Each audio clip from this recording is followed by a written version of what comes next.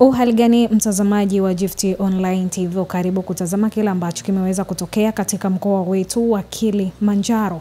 Mvua zinazoendelea kunyesha wilayani Moshi mkoani Kilimanjaro zimepelekea vifo vya watu watatu baada ya kuangukiwa na ukuta wa nyumba katika eneo la Mbokomu usiku wa kuamkia Mei 6 mwaka huu. Huku mvua hizo zimesababisha uharibifu mkubwa wa miundombinu ya barabara kutokupitika kwa urahisi kutokana na magogo ya miti pamoja na tope zito kujaa na kuziba daraja linalounganisha barabara kuu ya Moshi Dar es Salaam eneo la Kiboroloni na kupelekea huduma za usafiri na usafirishaji kukwama kwa saa 6. Gift Online TV tulifika katika maeneo mbalimbali yaliyoathirika na mvua hizo na kushuhudia uharibifu wa nyumba za makazi wa maeneo yao pamoja na huduma zingine kukwama, ambapo waliathirika kwa mvua hizo zinazoendelea kuleta athari walizozipata. Kaimu kamanda wa Jeshi la Polisi la Zimamoto na Uokoaji Jeremia Mkomagi anaelezea jitihada walizozifanya katika uokoaji wa waathirika kwa tukio hili.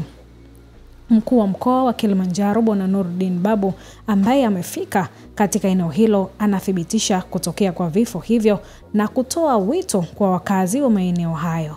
Mimi ni Esther Mamkwe na hii ni Gift Online TV. Kuja wakati tunafanya zoezi la uokozi, maji yalikuwa yanafika mpaka eneo la kifua. Ukiniangalia kama mimi tangu saa 12 nilikuwa naenda sokoni, lakini niko hapa mpaka saa 3 sijaweza kupata usafiri. Maana barabara yote imezibwa na maji kule. Na ni daraja lile limezibwa na magogo. Ndio maana unaona hatujaweza kupita. Ilikuwa kwenye saa 7 usiku. Nikasikia makelele ya maji. Tukatoka nje, tukakutana na maji yanakuja kwa kasi sana, yenye matope, uchafu mwingi. Ilikuwa ni saa 7 za usiku, tuna watoto, hatujui cha kufanya. Kwa tukashikwa na uoga, tukaanza kupiga kelele, hatuna pa kukimbilia. Maji yametapakaa kila mahali. Msimu jana, msimu huu hii ni mara ya pili. Tungeomba serikali tusaidie, kama kuna uwezekano wa kupanua daraja liongezwe, kuwe kuna ukubwa kwa sababu ya maji kupita, manake sio mara ya kwanza hii. Mara nyingi inapitisha maji na sio tu hapa. Kwa hivyo baada ya kupokea hizo taarifa, Jeshi la Zimamoto na Uokoaji tulifika eneo la tukio na tukafanya kazi ya kuokoa zile kaya ambazo zilikuwa zimezingirwa na maji, na tulifanikiwa kuokoa jumla watu 17.